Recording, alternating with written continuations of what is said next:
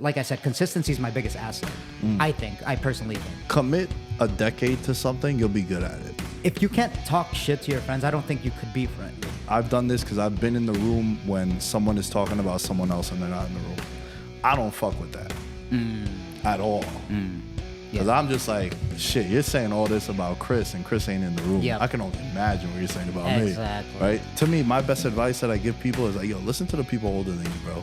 Help solve people's problems. The people I fucking love the most are the people that have gone through some shit. As human beings, just in general, psychological, I think it's just innate in us, isn't it?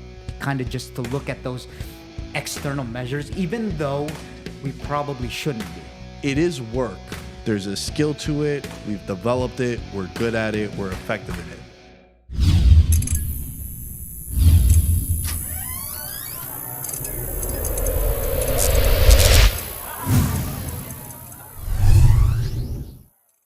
Okay, so like I was saying with like imposter syndrome, yeah, to a certain level, it's kind of like, okay, well, I'm sitting here doing it, right? So I did take that step. It's like we're here. I put out 20-something episodes to be on camera.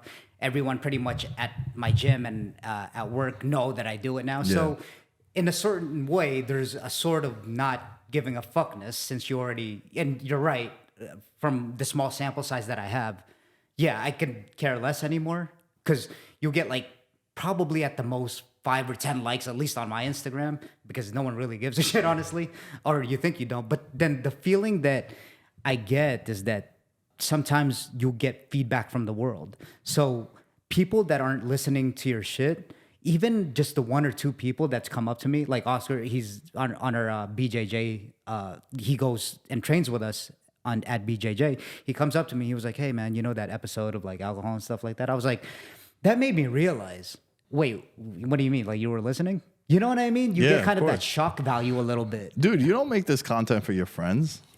Right. Yeah. None of my friends listen to my shit. Yeah. It's like, bro, I listen to you all the time. We're in group chats. We know your sports takes. You know what I mean? And then it's like, they do. Like when I had Stephen A, I had a bunch of them be like, yo, bro, this is the first time I listened to your show. Like, I get it now. You know? And this is like 8 years into it. Yeah. You know, because it's like, I make the content. I treat the people that listen to my show and my content as my boss. Okay. That's how I view it. Like you mean, what do you mean by like your They're my employer.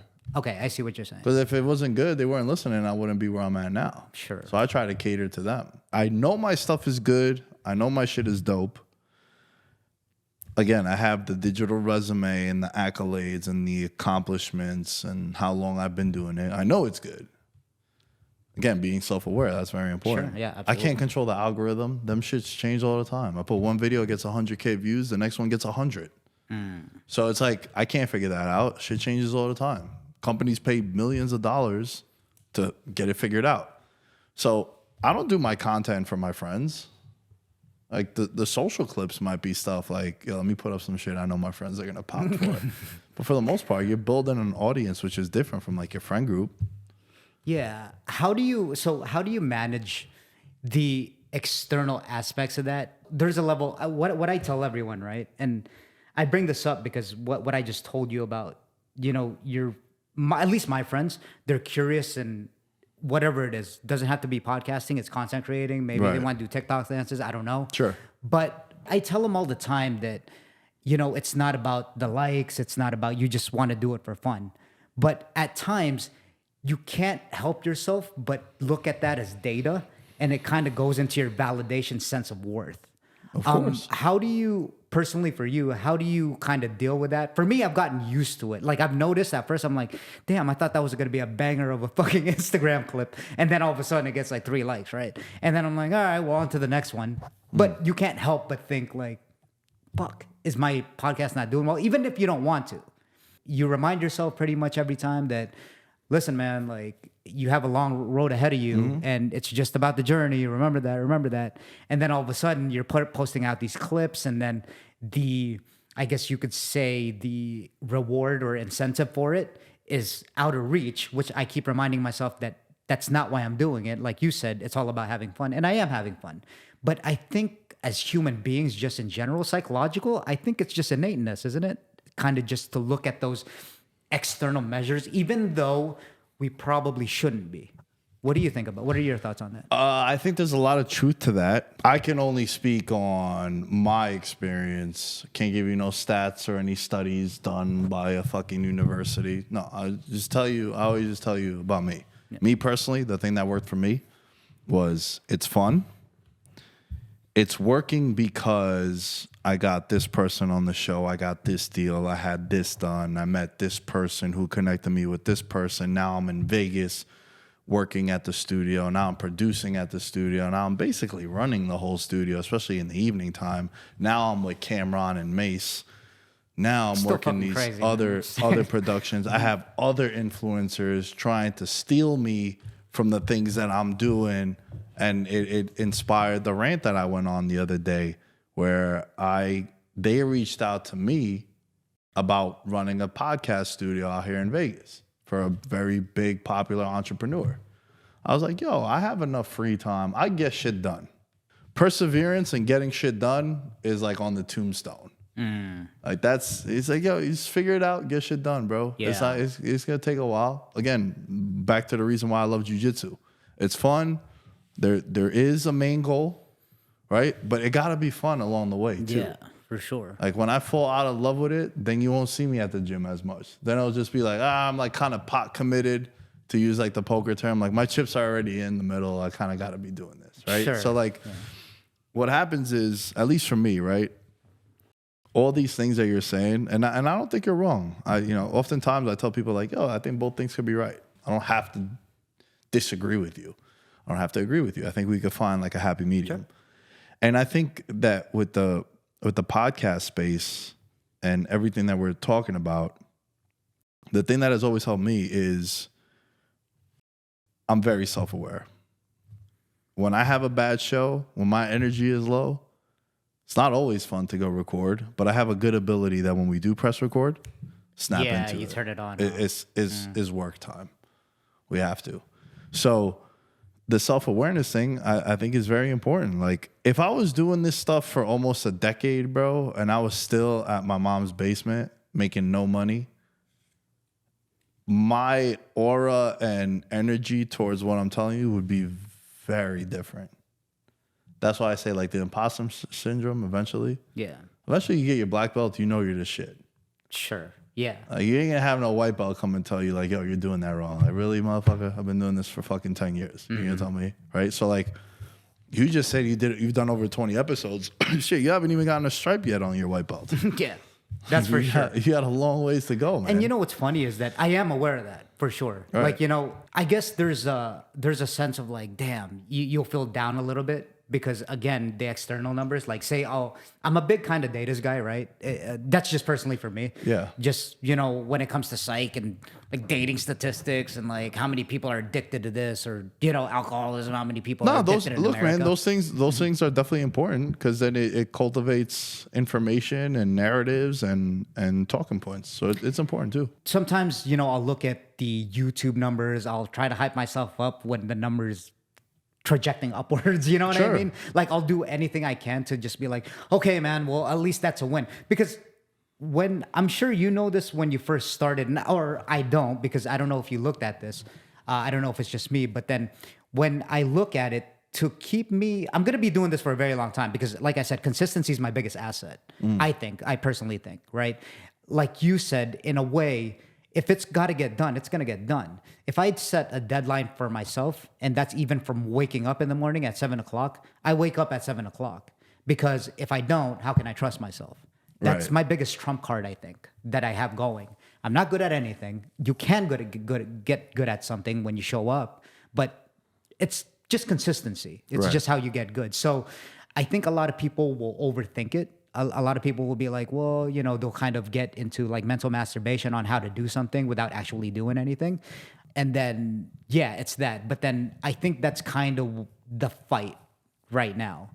Like you said, I have a long way to go. And that one is what I'm self-aware of. But along these milestones, my strategy now is I'll try to celebrate the smaller wins along the way because there's not that much of it, honestly, right?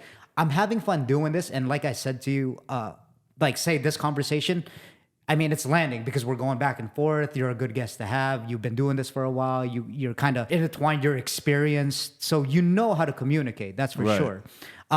But at times when I don't feel like doing it, I'll be hyped up for like a podcast, right?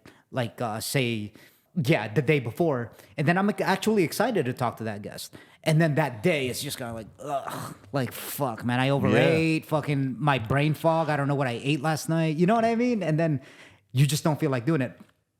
Granted, saying all that, I agree with you. Shit just has to get done. And at the end of the day, just like jiu-jitsu, I don't regret it.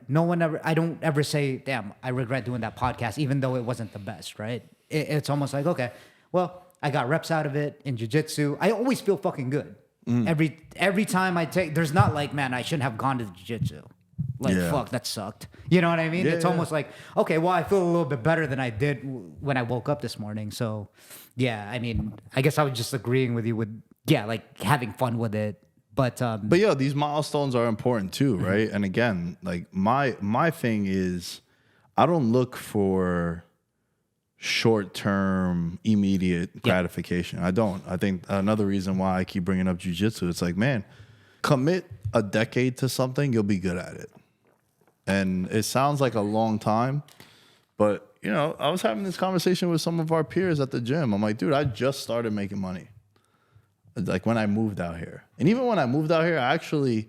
How long you have been out here for? Almost 2 years, like almost to the day, 2 years. And it's great. I mean, it's been perfect for me. I fucking love it. I feel like Vegas is home. It's going to be home. Definitely don't want to ever go back to New York. New York is dope to go and visit. Yeah. And there's also a thing with like New Yorkers where like, I could shit on New York.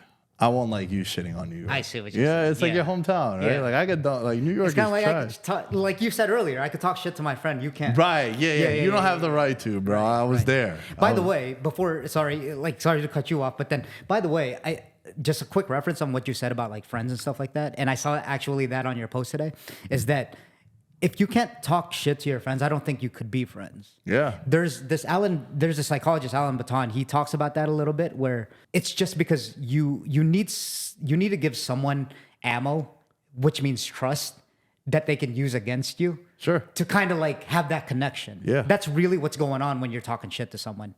I guess you could say in a fucking intellectual kind of psychology way that he was talking about, right? It's like you need to be able to trust you, so that builds trust and connection between us. Like say if we're just like busting each other's chops or something like that, it's kind of like flirting with a girl. Sure. Right? You're teasing her, but what you're actually telling her is that, I like you for your imperfections. That's why everyone should be good flirts. And I was talking to my co-host about this. It's almost like, what do you think guys are doing to each other? Because like if it's not like a girl, it doesn't have to be like gay or anything. It's just kind of like when you're essentially doing the same thing, or at least I do with a girl that I'm attracted to. You know, with the shit talk that I do with like my jiu-jitsu buddies. Right. Like that's essentially what I'm doing to the girl. I kind of see what you're saying. Nothing like, oh yeah, you're a fucking fat bitch. Like, you know what I mean? But just your quote unquote negging, or what they say in the pickup artist community. Yeah, well, I also think like, at least for the people that I keep close, and like I tell people like, yo, if I never make fun of you, or I never troll you, or like hit you where it hurts, don't call me when you're in trouble. I'm not coming. Right. Right? Like that's kind of how and yo, look, I'm a ball buster. The people I like gravitating to like hit me back with it. Of course. You know, like anytime I roll with Jerry, he's like, yo, I keep hearing about this Dais of yours, bro. But like, where's it at? I'm like, yo, ask like 90% of the gym. That's where it's at, pussy. And like, I'm in Mount fighting for my life, neon belly and shit. But it's just like things like that, man. Yeah. And to me, like those are always it's the best relationships. And yo, you know what else too, man? I've done this because I've been in the room when someone is talking about someone else and they're not in the room. I don't fuck with that at all.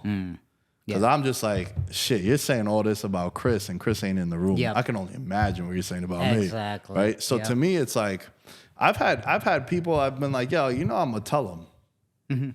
And they're like, you're going to tell them? I'm like, yeah, I don't fuck with that, bro. Yeah. Like, and they're like, yo, you a snitch. I was like, whatever you want it to be to make yourself feel better. Like around me, the people that I'm close with, I don't fuck with that. at all. Like, nah. And look, if it's a constructive criticism and it's not like literally stabbing them in the back type shit, I'm cool with, right? But like, if it's something where you're degrading their character or their reputation and they're not there to defend themselves and they're my boy, like, yo, bro, I can't have you. So I'm going to tell him. Yeah. And I'm letting you know that I'm going to tell him. So when he tells you you heard it from me, you won't be surprised. I'm telling you I'm going to tell him. Because that's some whole shit. Right. And I just don't fuck with that. It definitely lacks integrity. Yeah. And then also, like, I've heard from many people, and that's how, like, I had a big friend group growing up. And for the most part, like, when we do bachelor parties or weddings, it's like the same friend group. So we all get together, right? But like, there's cliques within each friend group, which is naturally going to happen. I had a friend group where my buddy's bachelor party, we had 28 people at. It's a lot of people. And you have certain people that, like, you have certain conversations with people that you can't have with others. Mm-hmm. I have one friend that we talk about money all the time. There's no envy or jealousy between one another. That same friend, he's like, yo, do me a favor. If you're depressed, don't talk to me about it. He's like, I can't, bro. I got too much on my plate. He set a boundary. I could respect that. I have a friend that I no longer talk to, and it's both mutual. And I was like, yo, you know what, man? I just don't like you. I don't think you respect me. And he's like, yo, I feel the same way. I fuck with that person way more than some of the other people because at least I know where it's at. The whole, like, lovey-dovey, the fake shit, like, bro, I sniffed that out, and, like, I can't fuck with that at all, man. So if you think that, like, I'm a snitch when I go and tell fucking A person about what B said, cool. But, like, if you're faking the funk with this person, pretending to be friends, but then you like kick them when they're down, like, and I'm cool with them, and that's how I've weeded out friends, bro. Like, I've had friends come up to me and be like, yo, you know what, man? Chris is a good fucking friend of yours. I'm like, really? Chris is like, yeah. Why? Don't worry about it, but just take my word for it. Mm-hmm. And then I've had other people be like, yo, be careful around Chris. Mm-hmm. Why? You'll see. That shit, yeah. That's right. And it's true, man. It's true. It's true. Yeah. And it's trial and error. I was not always the best person to be around. You know, 2018 was the worst year of my life. Undeniable. And I ruined some relationships, even the guys I used to do my show with, because I was just in a bad place at a bad time. Mm-hmm.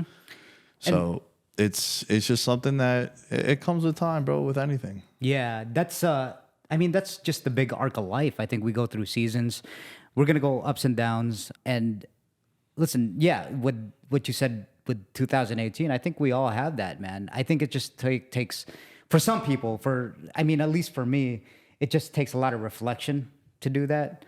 I wasn't the best friend either. I mean, I think I've talked about it a lot on the podcast that I've been like an alcoholic. I was a bad person to a lot of people, like, you know, in a shitty kind of blacked out way where I don't remember shit and all that. But yeah, I mean, nowadays being 39, and I say that because I think it comes with age too.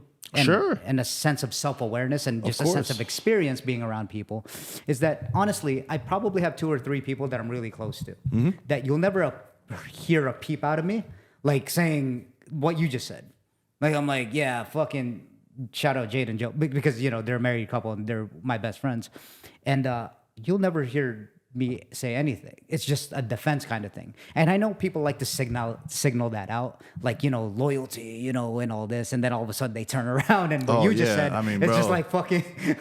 But then that's honestly, I think that's like kind of the arc. I mean, it's almost impossible to, whatever you consider, and obviously I can only speak for myself, but managing, trying to manage more than one girl. That's why I don't date more than one girl. But even managing maybe 2, 3, 4 friends, I don't know if that's even possible. And I'm talking about like people, not to get overly dramatic, but people that will fucking, if you were stuck in a Mexico jail, they'll fucking bail you out. Yeah. They'll go out of their way at 2 a.m, their time, and they're sleeping. They're like, wait, what? Sure. And Those are the two people in my life that I don't make fun of, they know not to call me if they are in that Mexican jail. Right. Like yeah. if Nick is always nice to you and all that, like nah, Nick ain't coming to help. Yeah. If Nick tells you like, yo, you remember how hot your ex-girlfriend was and you fucked that up, like that's the Nick that's gonna come and help you out. For sure. You know, like that's just how I am, and that's how like the people I gravitate with. And you know, like what we were talking about before, just now in passing, about like the worst years of our life. Man, the people I fucking love the most are the people that have gone through some shit. Mm-hmm. Look, man, everyone goes, the worst thing that's happened to you is the worst thing that's happened to you, right? I think Joe Rogan said that once. It's like, yo, maybe the worst thing that's ever happened to you, it's the worst thing that's ever happened to you. I have friends that if you tell them to work an extra hour at their shift, you think you called their mother the C word. Like they just can't. They just break. They just can't, you know? Like, and to me, it's like, bro, I used to, perspective too is a big part of my life. Like, I don't think what I do is work. Okay. Yep. I think work is all my buddies back home having union and labor jobs. And when I was on vacation in Colombia a couple of weeks ago, I sent them a picture of me on the beach. And my one friend works at a bank. The other friend is an electrician. My other friend is a plumber. And I go, damn, bro, it's so nice to finally rest. And my one friend goes, damn, bro, sitting in a $6 million studio with Cameron and Mace 5 days a week must be so hard on you. And I was just like, yeah, I fuck with that, bro. Right. This is someone that works 12-hour shifts in asbestos-driven fucking buildings, drilling holes into the center of the earth. Like, to me, that's work. Yeah. When I'm sitting in on a podcast and it's Rich Paul, Cameron, Treasure, and Mace. Yeah. Listen, it is work. Like there's a skill to it. We've developed it. We're good at it. We're effective in it. But the side that keeps me grounded and humbled and the perspective is like, bro, you used to flip eggs and do coffees in minus 20-degree weather. Right. That's work, dude. Yeah, bro.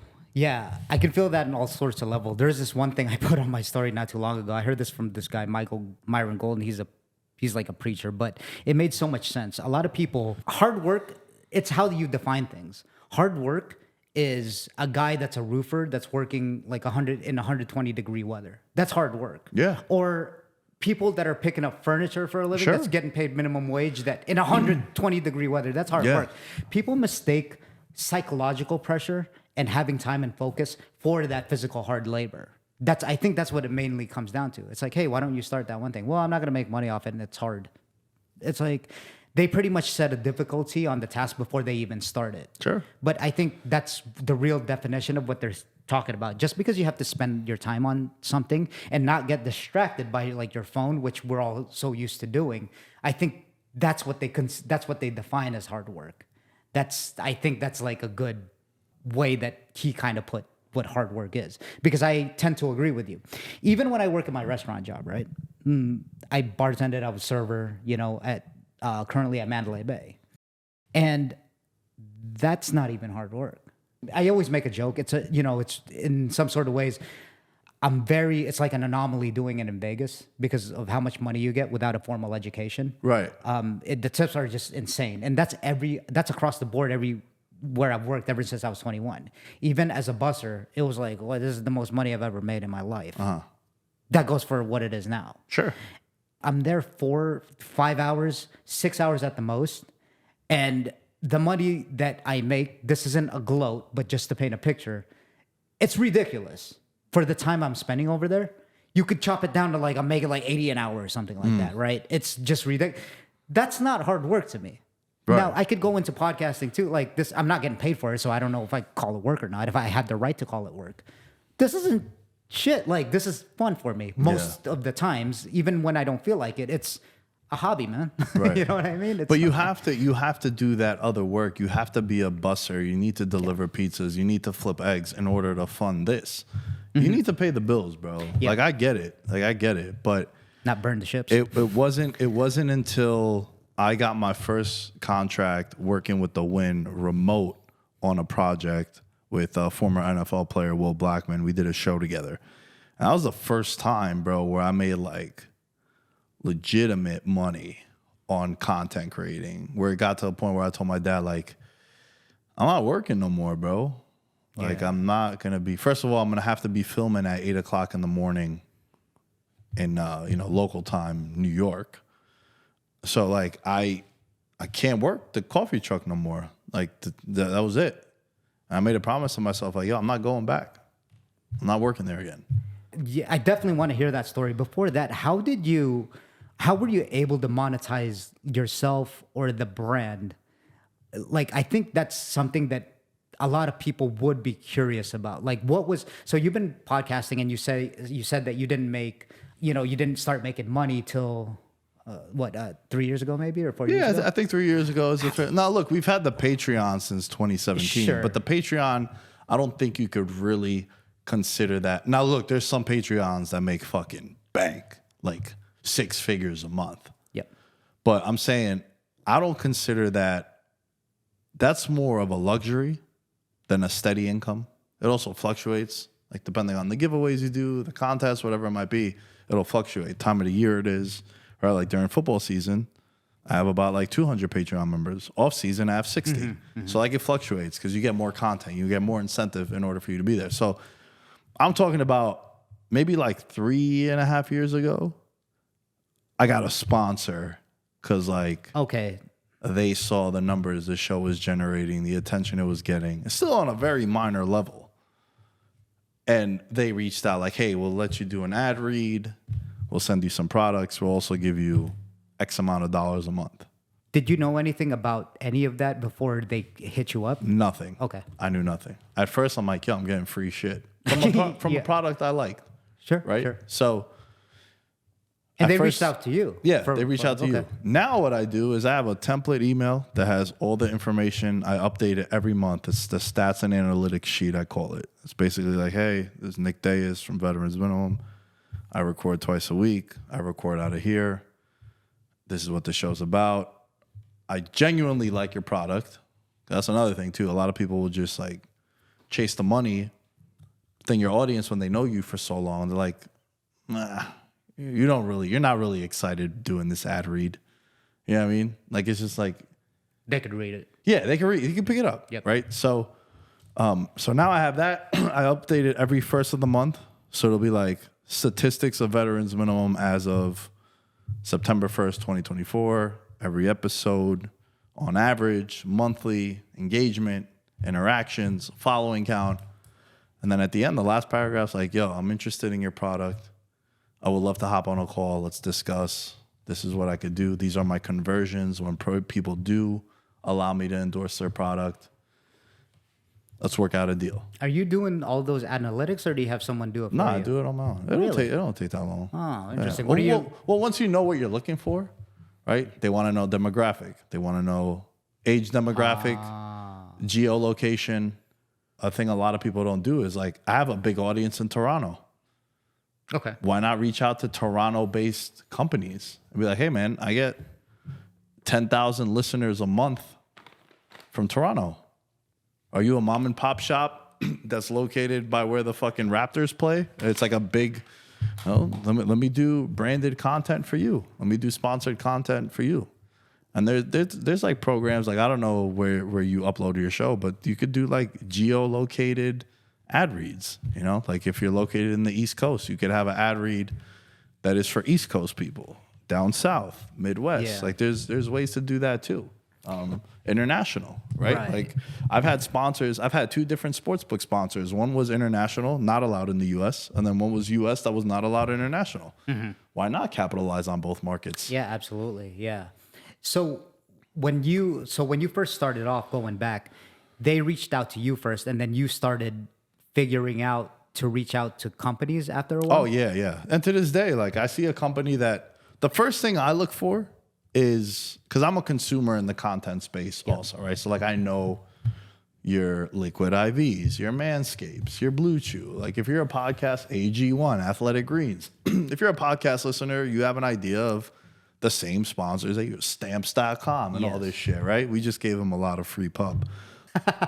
Basically, I'll look at a company that I'm interested in, that I fuck with. Like, bro, I drink like 3 Liquid IVs a day. Yeah. I fuck with them. Yeah. I've reached out to them. Like, hey, can we cut up a deal? No, but we'll send you a bunch of free samples. Bet.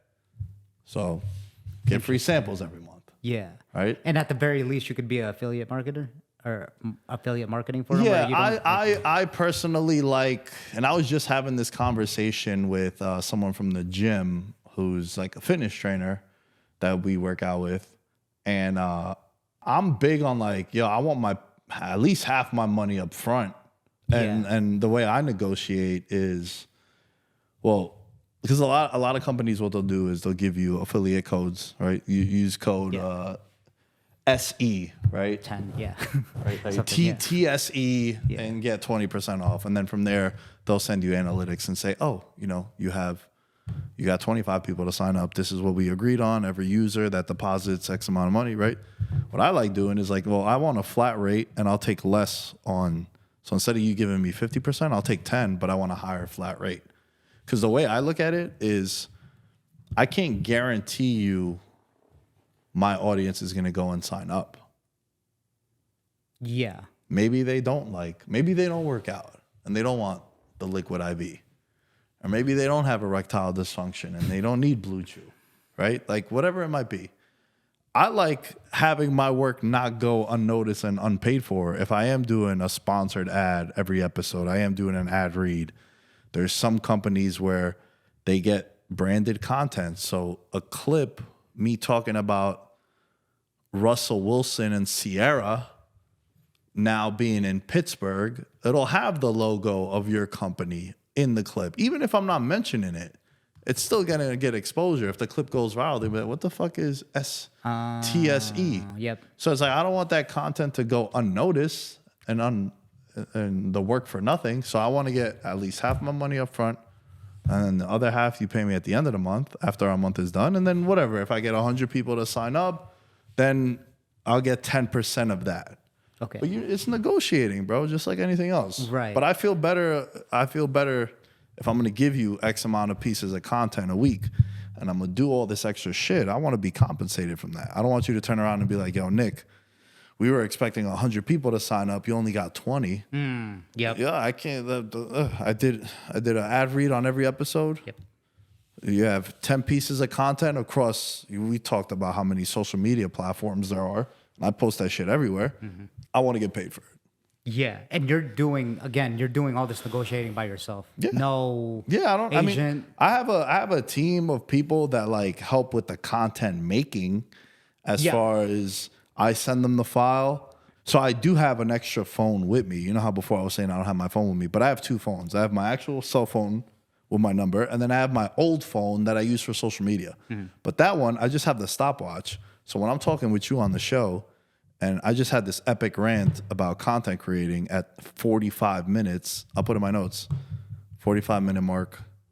I was talking about content creating, try to make a clip out of that. So then when I sent it to Dom, my editor, great story about him. He was a fan of the show, needed an internship, hired him as an intern, ends up graduating from St. John's University, now works for the New York Giants. He's head of their production team. Wow. Still edits for me. And I pay him now. In the beginning, I wasn't paying him nothing. Now I pay him, right? And it's like, man, this is what it's all about. Like, you help with the show, and you might not get paid for it right away, but like there's something here. There's a network behind it. It's located in Vegas. It's doing all this stuff. Leverage that. Like, use me to better yourself. And if Dom turns around, like I was just talking to him recently, he's like, yo, bro, we back on it this week? Like, let's fucking go. I'm hyped. Let's do it. It's like, yeah, man, if it gets to a point where like you can't, I'm not going to be upset about it. Yeah. But you're basically like, I pay for his car every month. That's what like what I'm paying him. And to him, he's like, bro, your shit is like 30 minutes of work. Especially now, because in the past we were doing it how you were doing it with 3 different cameras. And, you know, having to line it up and then lower it. And, you know, I've been there, bro. Now we have a live line cut. So when he gets the file, all the jump cutting between me speaking, you speaking, both of us speaking, it's being edited live with the video switching. So you have him in the back like a Jamie, and then he's just like pressing button. So that's what we have at the studio. So that's what I do for some shows too. I work the production and I'm in front of the camera. Interesting. So then I'll tell the guys in the control room, like, yo, let's do a countdown when you guys get the records going. 3, 2, 1, bam, I start my stopwatch. So now I know that at 45 minutes, it coincides with the timer of the recording. So then Dom knows, all right, 45-minute mark. Nick says something about content creating. He wants a clip out of this. Nick said something about Steph Curry being the most influential player at the 25-minute mark. Bam. So now he has some timestamps, makes his life even easier about that. And what's going to happen, again, look, like I told you before, it's the same thing with Jiu-Jitsu. Jerry and Shane could show us every single way to get out of a heel hook. If we don't go out there and practice it, we'll never get good at it. Yep. I picked up these tactics from the years of doing it. When you're in the space for so long, you know when it's a good clip. You know when it's a good talking point. You know when you said like some shit. Yeah. I make note of it. I look down at my phone. All right, 33-minute mark-ish. I don't need to be exact 33 minutes and 13. No. Ballpark. Yeah, it's around 32 minutes, 33 minutes. If I know that like, oh, yo, I always do my Patreon read for my show. I do it in the middle of the show. Yo, right after Patreon, I said some dope shit. I forgot where it was, but like just keep an eye out for it. Perfect. You have a ballpark of where we're at. And you're telling Dom this to keep an eye out on it. And then he's pretty and much... then I'm also cutting up clips too. Like maybe for every episode, I'll cut up like one clip, but most of it will be... So like my breakdown is I get 6 clips an episode. 2 of them is like sports betting analytical. 2 of them is what I think has potential to go viral if it fits that description. And the other 2 is like funny shit. Right. Yeah, I went on the worst date ever, bro. Right. Yeah. I took a girl to a steakhouse and she's vegan. And it's like it shows the personality of the show, right? So that's kind of like my breakdown. And then you give it to your editor and you have an idea. And then for the most part, I'll be like, I'll maybe... as I'm editing or uploading, I'll like play through the video.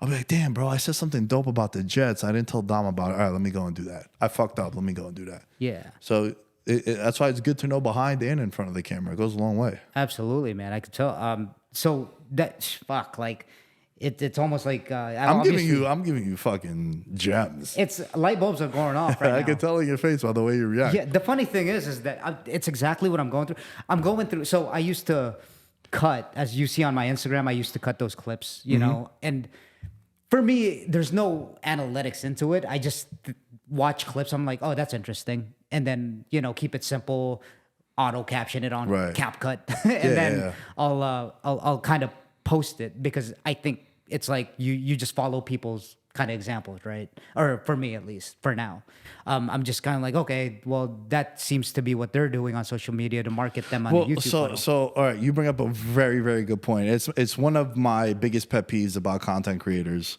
There are some very successful content creators and podcasters that have millions of followers. Their show does amazing. I know nothing about the host.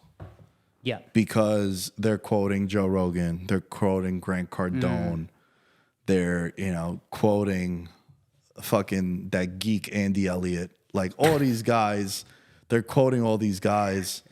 And it's like, I know nothing about the host. The whole host, all he does is Q&A. Yeah. It's like, I know nothing about, like, yo, I need to know about you, bro. He like regurgitates it. Yeah, I need to know, like, fuck, man, did you ever walk in on your girl banging someone else? Like, did you ever tear an ACL playing sports? Do you like, you have to, dude. Like, I get the most interaction from people when I have rants like that about like, yo, entrepreneur content is fucking corny, bro.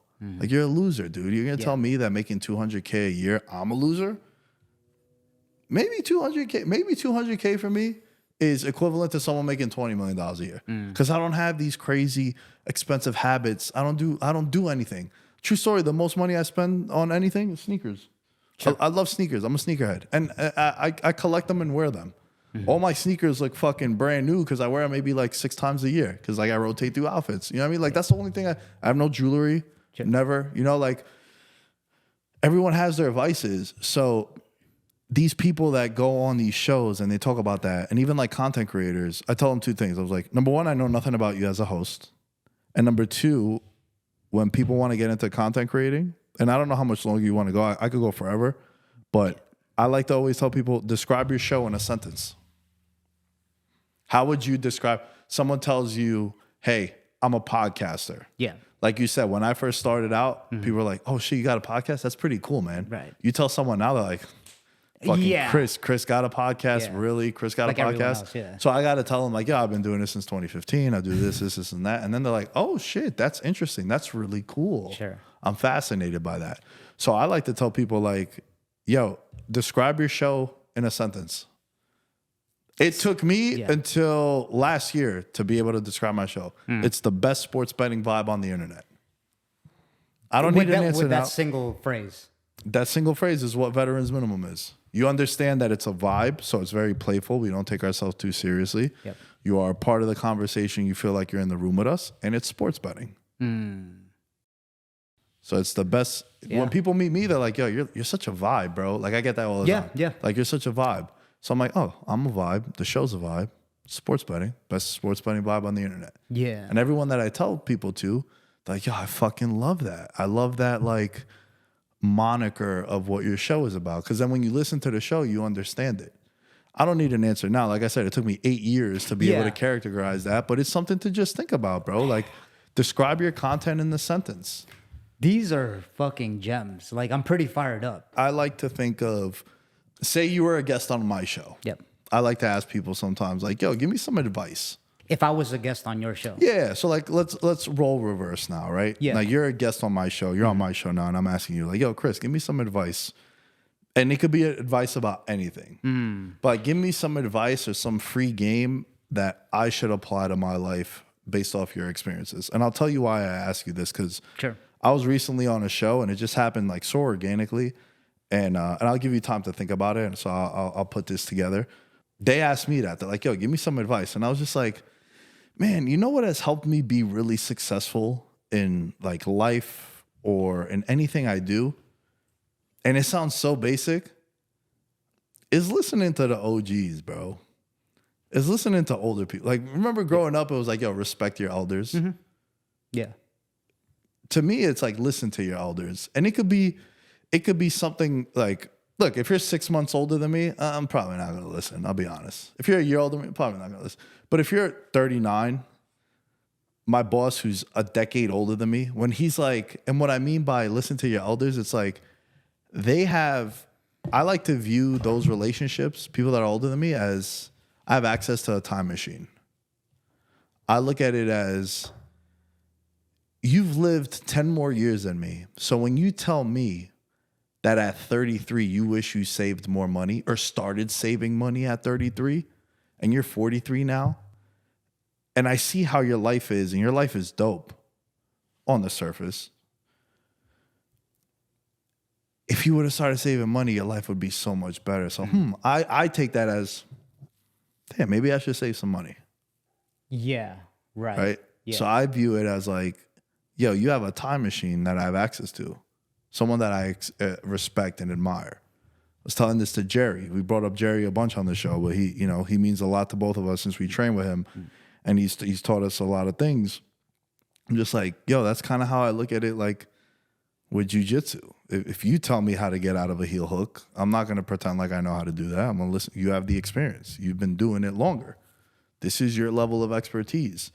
And dude, all my mentors, and it was another thing I was ranting about, all my mentors, I've never had to pay for them to be my mentor. That's right. Yeah, I've never had that was one of them. I've never had to pay to attend a dinner so then they could fuck with me. Like, no, man. And some of my mentors got no money.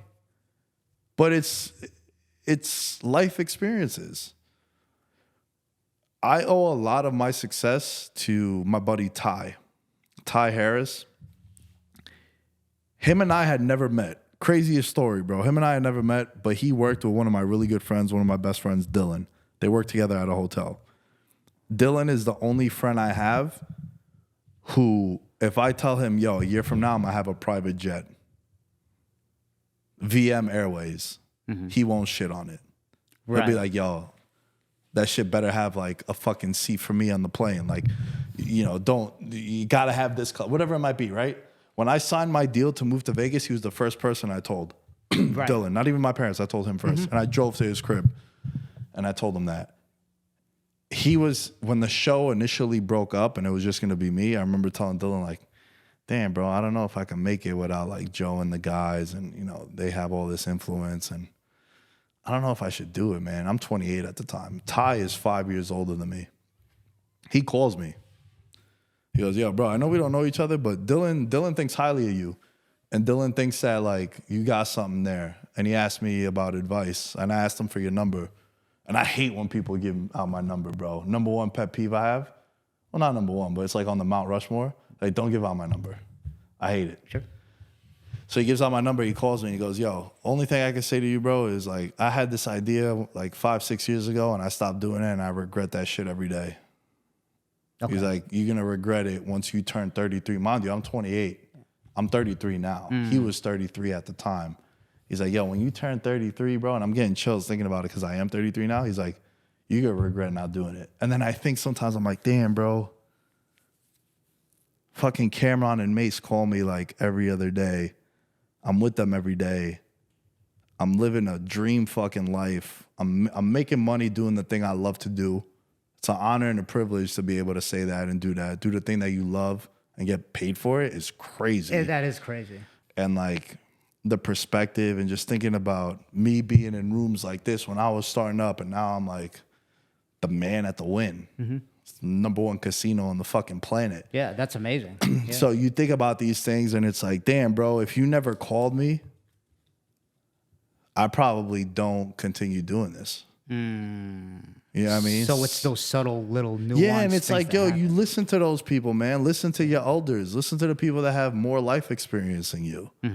My buddy Chris in Vegas, who he was originally from Long Island. He's been out in Vegas for like 15 years now. Was like in the party promoter, nightclub space and shit. He would tell me like, yo, bro, you got to come to Vegas, man. You'll make a killing. Like your personality is perfect. Your content, sports betting, like where else would you want to be and shit, you know? And like, that's like my big bro here in Vegas. I'll be like, hey man, you know what? For as attractive as the bottle girls look and are, like maybe not the best girl to bring home to mom, right? It's like, yo, he's experienced that. Yeah. He's seen that, right? Like, hey, maybe find a girl that's at the gym. Yep. It's like certain things. Like, yo, don't buy a property in this neighborhood. It's a bad neighborhood, bro. Buy here. This is what I would. You know, so like to me, my best advice that I give people is like, yo, listen to the people older than you, bro. Right. Yeah. And it's not like they're gonna son you. It's just like, yo, you have access to a time machine. Yeah, and I think that's what a lot of most people think. I think a lot of like egos get in the way because I think you create self-identities for yourself. It's kind of like you are who you are, and you know, you just kind of learn along the way, and then having to listen to someone. For some people, you can't stand. You know, it's just kind of like, wait, why? You know, I do things my way, and people can't adapt. More people than not. I think everyone wants to be a boss instead of a rich teammate. Have you heard that one? Rather be a broke boss than a rich teammate. A broke boss than a rich teammate. Yeah. Like, yeah. Shit, man. I feel so bad for this girl that used to do the show Call Her Daddy. You ever heard of that podcast? Yeah. Call Her Daddy? Yeah. Yeah. Fuck. I heard about that fucking story. Yeah. The one girl, Sophia. Crazy. Abandoned it, all that. And now this girl's on her second $100 million deal. Wild. That you helped grow. Yeah. Fuck. That you helped grow.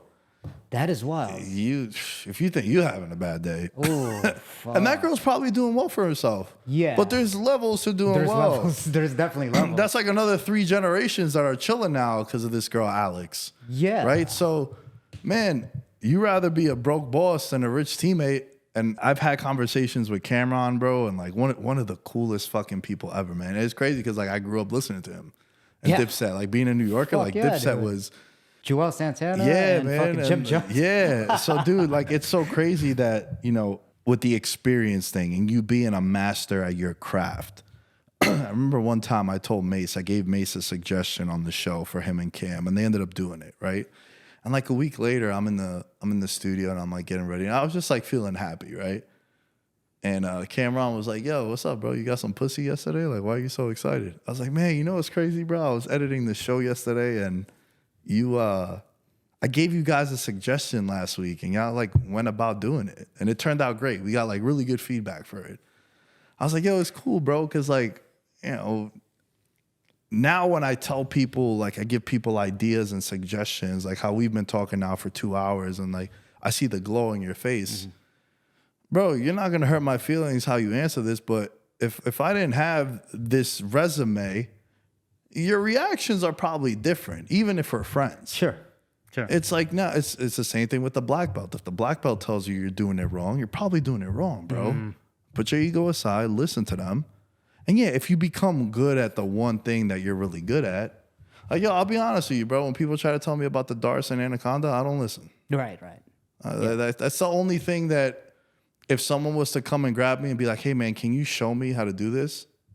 I would feel confident in myself, self-awareness, and be like, yo, I'll show you because I know what I'm talking about. But if like a purple belt comes up to me, he's like, yo, can you show me about the heel hook? I'll be like, bro, I'm the wrong guy. Right. No, for sure. I'm not. For sure. Right? But if you want to know about the Dais, I feel pretty good about it. The feedback I get, right? So like in that specific thing, that specific craft, and I'm not saying I'm an expert in that, but where I'm getting at is like, to bring it back to this conversation, I go, yo, it's cool to have you guys of all people like actually listening to a suggestion I have. And Mace was like, yo, if you ever wanted to make a rap album, would you come to us for suggestions? I'm like, yeah. He goes, I would hope so. Yeah. It's like, yo, you're an expert in this field. Like this thing that you do, you're an expert at. We're going to listen to the expert in this scenario.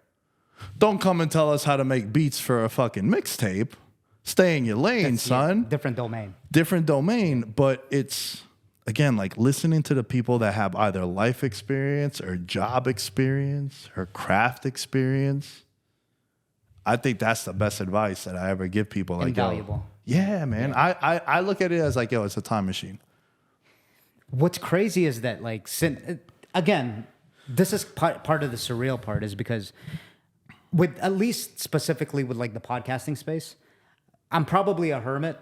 I go to Jits and go to work and then do this. So I don't meet too many people, but it's kind of surreal to know someone that's made it and actually give you advice for real. Because I'll watch digital videos, right? I'll watch YouTube and get my video or get some advice from like Think Media, to work the YouTube space, because that's where I post. The Spotify I'll get from like Buzzsprout or something, stuff like that. But to have someone on here, which like you just said, it's like things are just, or when you were explaining to me like the timestamps and whatever the rest from there, I'm just like I'm going off here. But it's kind of crazy to actually talk to someone in person to get that actual advice, because it doesn't seem real when you're talking to, or when you're just listening to someone on like TV. Sure. It's just kind of like, all right. Like, well, it's also the thing that you buy things from people that you trust and you like. yeah. You take advice from people that you trust and you like. I was talking about this literally. It's crazy that we're having some of these conversations, because yesterday I was talking to Shino, Vince Morales' lady, and she was telling me about like her fitness stuff, and we were talking about like the content and stuff, and she was asking me some questions, and I, like you, bro, I was giving her out some ideas, and you would have thought I was speaking a different language, but like she was interpreting it. But it's just like sometimes you don't think of it that way, and then when you have access to someone that's in that field. That's why I say, like, bro, some people have time machines. I look at it as time machines when you have access to those people and that information. Because it's like, yo, I could tell you everything that I've done. My favorite interaction that I get is number one. It makes I get this like twice a week. A fan hits me up. They'll ask me about their favorite team. Like, yo, what do you think about the Broncos this year? I don't know, man. Rookie quarterback, offensive line isn't that good. You lost some key players on your team. I think they might finish last in the division. Man, you don't know shit. Right. Because I shitted on their team. Or I gave them like my actual, I could do what you do. I'm like, yeah, you could. I don't operate surgery on anyone. I don't repair knees. I don't, you could. But are you willing to, for 5 years, sacrifice your time and, shit, I didn't even tell you this. I got braces when I was 28. Okay. Because I knew I was going to be in front of a camera. It's pretty awkward as a guy going up to chicks in bars and you have metal mouth, right? So, but I knew, I was like, yo, I want to be more comfortable in front of a camera. Right? I knew like this was going to be something I was going to do.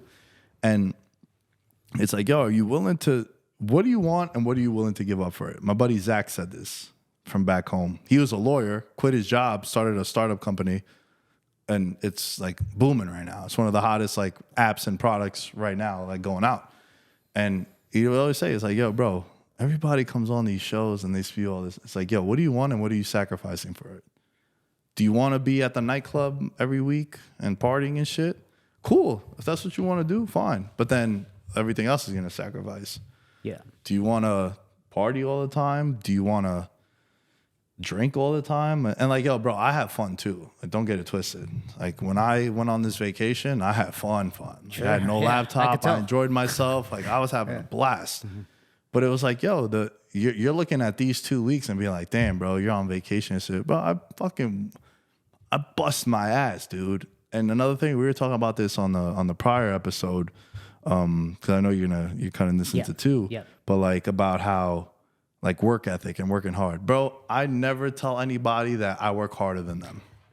I want to get to that actually. I don't tell I think people work Interesting. personally. Again, like I've told you, like you're not getting anything from me that isn't my experiences and my thoughts, right? Absolutely. For you, doing a 2-hour podcast that we've been recording now, it might be hell. It might be like, damn, I can only do 30 minutes and it might be difficult. It might be like, you know, how I said before, I have a friend that you tell him he got to stay an extra hour from work, he's traumatized. It's like freaking out, yeah. Right? So some people work to the best of their abilities, and I genuinely believe that. Now, the level of difficulty for everything, it's also different too, like we were saying before. But I think people work as hard as they can with what they can do. Me, people tell me that I bust my ass and I work hard. And people are like, when I was telling them I'm going on this vacation, so many of the guys that I work with, they're like, bro, we're so happy for you, man, because you don't stop. Right. You don't stop. Like we beg for you to take a day off. You're always covering shifts and shit. It's like, yeah, man, I like working. It's perspective. I'm going to bitch and moan about driving to the Wynn to work in a $6 million studio to potentially meet a Stephen A., a Francis Ngannou who's been in there, a Mike Tyson. Like, bro, you got to understand where I came from. Mm-hmm. Perspective, bro. So about the productivity space, right? It's kind of like we just talked about how, you know, people have a pain threshold when it comes to work. On my end, yeah, it has to be fun. And what do you think? Okay, I know this is kind of cringy and it's kind of cheesy. What do you think about the whole purpose thing, man? Yeah, I'm sure. What do you mean? Being a consumer, about being a content consumer yourself. A lot of people, from what I noticed, I don't know if you've heard this, but then they'll say like, yeah, you know, it's purposeful, serve others. What do you think about, like, yeah, you have to, I guess initially what you're doing is solving people's problems. Is that what, like, part of your thought process about it? Or are you just doing it because you're having fun with it, right? Because there's like a business aspect to it. There's like a branding aspect where you're like, well, how can I solve people's problems? Which I hear everywhere since I'm watching business content space and I'm trying to get good at it. Or is it just like what you said, you're just doing it because it's just fun for you, like straight up 100% fun? Or do you feel like you're serving other people, i.e. your audience? I think sometimes when I have a bad week giving out picks, I cause more problems for them. when I tell them this guy's gonna this team's gonna cover the 7 and they don't, I think I might be instilling some more problems in them. Yeah. But there's entertainment and value to that, right? For sure. And that's why when I said before about describing your show in a sentence, it's a vibe. It's the best sports betting vibe on the internet. That's what Veterans Minimum is. You're gonna get. We do win over a long period of time. Yeah. Like, I do very well with my picks. I've never claimed to be a professional gambler at all. I never say, when people ask me, like, what kind of incomes do you have? How many incomes do you have? I never claim to say that sports betting is one of them. Sports betting content is. But, dude, I'm a $25 to $200 bettor, and for it to be $200, I really got to fucking like it. Or if it's, like, futures, right? So, like, I love betting on long-term propositions. I become fans of players and teams that I normally wouldn't. So, like, I was all in on Colombia to win the Copa America. 12 to 1 odds. I had a couple $100 on them. It was like $800 in total I had on them. They go all the way to the final. It's like, before you know it, I'm, like, repping Colombia. I'm pro-Colombia. It's like you become a fan of that team for a month, a week, 6 months, however long a season might be, right? Those I hit pretty hard. But those are also like, all right, it's like fantasy football. You do your draft, you wait 4 or 5 months for a payout. It's the same kind of concept with like futures in the futures market. Right. So as far as purpose, like, nah, man, it's fun. And then through the years, again, you're thinking of it from your level where you've been doing this for 6 months. Yeah. So you're thinking like, yo, I need to serve a purpose for people. I need to be doing different things. I need to be bringing on different guests. Bro, I'm telling you, when you start cultivating an audience, they come here for you. They don't give a fuck who the guest is. And like, that's the thing I pride myself on. Like, people come to listen to my show for me. When I do have a Stephen A on, like you get the Stephen A crowd, that's where I was telling you before, like as a host, you need to insert yourself into the conversations. You need to have a voice on the convo so that these new people that are going to come to your show for the first time because of a Stephen A. Smith, they be like, yo, the host is pretty funny, bro. Right. He has a cool perspective. I fuck with him, man. I work with my dad too. Like, all right, let me follow him now. And if you could just get 10 people from that, that's a win, bro. That's a win. And then they start telling their friend. And then before you know it, you start building out an audience. So with the whole purpose thing, I've never thought about that. I'm just like, yo, this is the thing that I care about the most. This is the thing that I'm kind of known for. It's the thing I feel super passionate about. I'm like, purpose? Nah, it's not once has it crossed my mind, like, what's my purpose? Interesting. Yeah, because when I watch content, because I really have no one physically, right, to follow. Well, besides you, we're talking now. But it's hard to kind of suss out what to do or what not to do, right? So say, for example, it's kind of like recently I had the battle of like outsourcing my edits too soon. In my mind, that's what people tell you all the time in the content creation space when you're trying to do like a podcast or a YouTube video or something, right? They'll be like, outsource your videos because you're going to buy back time and all that. And that one I kind of truly believe, because I am buying back time because I'd rather spend it with my father or something, right? Sure. But there's some things where, again, that's why I asked you about like the purposeful thing. It's almost like, well, like the guy Myron Golden, he was saying that help solve people's problems. But now I'm kind of fighting with myself. It's like, do I look at it from a business contextual kind of like, how can I help people solve their problems? Because that's how people are going to pay me. Should I do the YouTube SEOs, the keyword research things to get more views? Should I just do it for the love of podcasting? You're getting pulled into all these directions, and it's hard to kind of suss out what's true and what not, because they all seem pretty legit advice. Not the Grant Cardone advice where he's telling you to work 24, 36 hours a day. Yeah. But it's kind of like, okay, that's makes sense. It's kind of like, well, if you solve people's problem, like, right? It's pretty logical for the most part, pretty rational. Kind of like, if you solve people's problems, yeah, of course they're going to pay you because you're solving their problems. Like, you're actually getting them results, kind of like a personal trainer. So, and then again, with the YouTube SEOs, I mean, I'm very aware that there's some people that make just great value content without having to optimize for search results. Well, yeah, eventually you grow to a point where like, when you're, and again, we're talking about the 1% of the 1%, where like the Theo Vaughns, the Joe Rogans, the Andrew Hubermans, I don't know how much SEOs they're putting into it.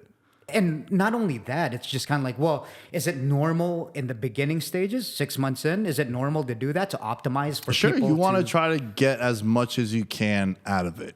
Okay, yeah. Of course, yeah. Right. And I'm sure they probably are, but then eventually it gets to a point, bro, where like Joe Rogan's going to get 5 million listeners an episode, regardless of who it is. And then if it's an Adam Sandler or a fucking, a Joey Diaz to come on, those are probably going to get 10 million. He has Elon Musk on, it's probably going to get 20. But like the flat rate is 5 million listeners per episode. Yeah. No matter who it is. If like me and you go on there, like that's how many people are going to hear us. Right. Just because of his loyal audiences. That yeah, watch you him have anyway. a loyal audience, man. And that's another thing too, bro. I tell people that 1,000 people an episode is what has gotten me this far. Think about that. Say that again. 1,000 people. Up until this past football season. Yeah. I would get 1,000 listeners an episode. Oh, is that YouTube, Spotify? What's those numbers based on?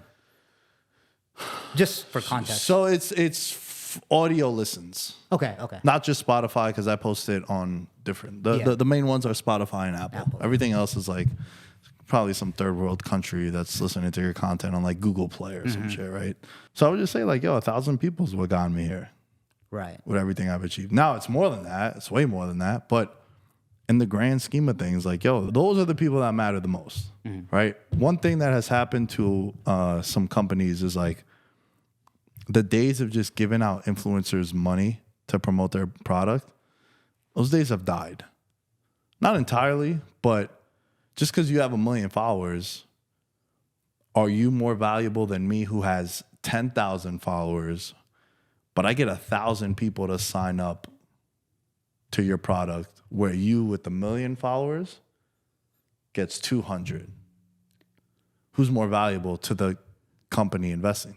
The one that gets 1,000 signups. I know those numbers are very like broad and probably not the case, but just as an example, it's happened before. It's happened before where like companies will give, one influencer $500,000. They'll operate in the red, and then they'll give another influencer $25,000, and then that person will generate them $500,000. So it's really the engagement, man. So like I've been able to build a pretty cool audience, a pretty loyal audience that when they hear on the show like, hey man, I want to get so-and-so's attention. Can you guys all tweet at them tomorrow at 1 p.m. Eastern?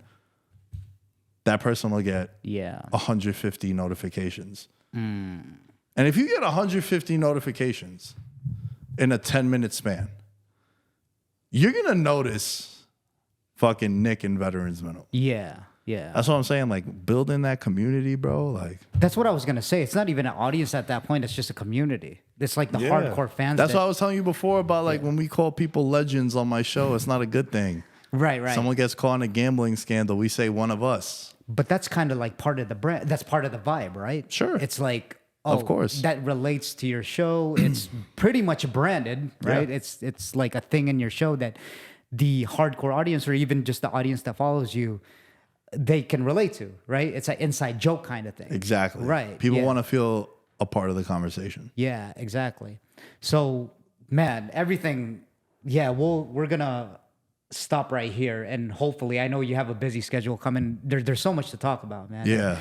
The 2 hours, I got to tell you, this is one of the most anticipated podcasts from when I just hit you up yesterday, because obviously I'm in this space. And fuck, it delivered. Yeah, man. I'm glad it did. Yeah, and hopefully, good luck to you with this coming season with Veterans Minimum. And what are you doing? Or you're producing? Did you guys do a second season, or another season on It Is What It Is too? Yeah, they're coming up on season 5. Yeah. Yeah, and you're producing that as well. Yeah. Yep. Wow. So you're gonna be on just double time with the show. Double time, man. That's what I was doing last year too. So it's no different. It's what I've been doing. So yeah, it'll be no different. But man, that's why I get really busy, bro. And the evenings, I'm booked up, and then in the mornings I'm training, and then I do have 5 to 6 hours in the middle of the day, but I use that to gather information, to continue to grow the brand, the behind the scenes stuff, the stuff that's ugly to do. Mm-hmm. And then I love playing Xbox. Yeah, for sure. So I don't take that away from me. You got to do things that keep you sane, right? This whole idea that you got to work around the bell. Nah, man, I'm good, bro. Listen, I wake up at 8:30 in the morning every morning because my dog cries and he wakes me up. And then because Jiu-Jitsu is at 10 a.m. Mm-hmm. If Shane and Jerry are like, yo, Jiu-Jitsu is going to be at 12 now, I'm waking up at 11. Yeah. It's just because I have to in order for me to get my shit in. For sure. Discipline, consistency. That I'm waking up at those times. Yeah. This idea you gotta wake up at 4 a.m. and make your bed and all that shit, no.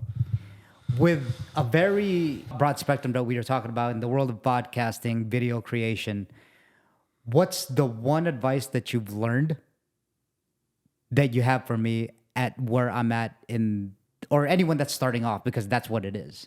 What's the one thing that you could tell me? Maybe it's a philosophical advice to get better at podcasting or whatever you've learned. What's the one piece of advice that you would give to actually anyone that's starting this?